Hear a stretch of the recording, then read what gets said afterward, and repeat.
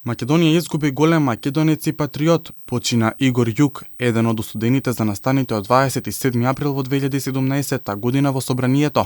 8 години Игор Јук ги помина во затвор, но изминатиот период бил на прекин од издржување на затворската казна поради нарушено здравје. Јук починал дома, со семејството го прославиле роденденот на ќерката, му се сложила брзата помош констатирала срцев удар. Била повикана брза помош, брзата помош доаѓа, но констатира дека е починат Игор Јук. За жал, Македонија изгуби голем син, голем патриот, човек кој што буквално недолжен 7 и повеќе години лежеше по македонските затвори. Игор Јук беше осуден на 12 години затвор. Неговата смрт остави траен белег во јавноста, посебно поради улогата во настаните од 27 април и неговите тврдења за неправедно судење.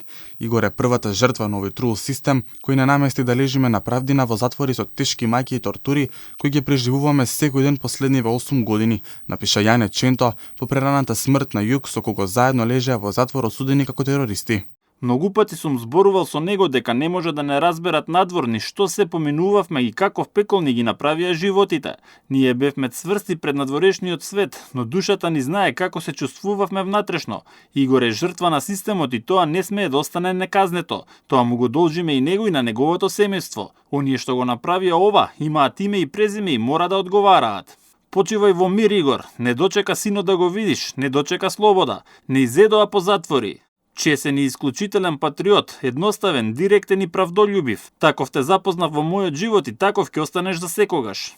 Изминатиот период Игор Јук бараше повторување на судската постапка, тврдејќи дека пресудите се неправедни и дека никој од осудените не е терорист, ниту пак дека сторил терористичко загрозување на уставниот поредок и безбедноста на државата.